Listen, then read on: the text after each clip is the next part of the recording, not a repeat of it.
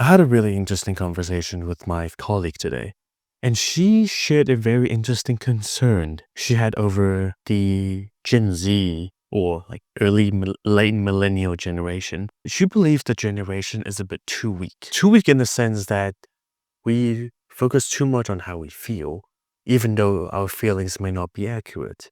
And we see things too black and white. The interesting part for me is I recently read a book called The Coddling of the American Mind. The authors, Jonathan and Greg, they share very similar ideas to my colleague.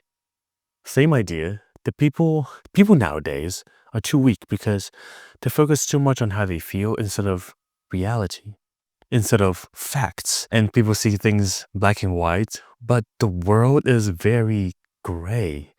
It's not just black and white, it's not just good and bad, but people just overgeneralize a lot of things and internalize, in fact, they internalize and they personalize a lot of the things that are happening around them. And one thing that stood out in the conversation was stress. We both agree that too many people cannot handle stress. Too many people think we should avoid stress at all cost. We think that, remember what I said about feelings? Although they're valid, they're not accurate most of the time. So if you avoid things that make you feel uncomfortable, does that mean that thing itself, the cause itself, is bad? Because if you're learning something new, you will be uncomfortable because you will be very, very bad at it. But does that mean learning something new is bad? We avoid things that's hard. We avoid things that's challenging because it's good for us, because stress is not a good thing. But at the same time, we're taking away the very essence of becoming better, of improving in the name of avoiding stress, in the name of avoiding challenges. If you cannot handle opposition, how do you grow? What makes you think that whatever you're valued, whatever you believe is right?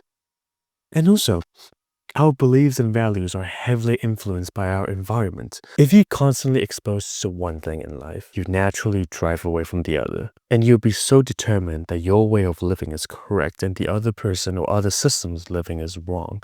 You're just literally in a fixed mindset because you don't know what's out there. And if you refuse to learn from the opposition, you will crash when someone logically explains why the opposition is right. You have no evidence to back up your opinion. You have no evidence to back up your values and beliefs because you were never challenged. And when we get to the real world, we're challenged probably every second. I get challenged at work every single day because my work focuses on evidence-based practice. And man, let me tell you, it is very uncomfortable. Whenever I propose something, my senior managers and my colleagues would just ask me, what makes you think you're right? And if I cannot provide sufficient evidence to back up my opinion, they would just disagree with it. However, that builds so much confidence in my brain thinking that, okay, if I want to prove to the world that I'm right, I need to build evidence.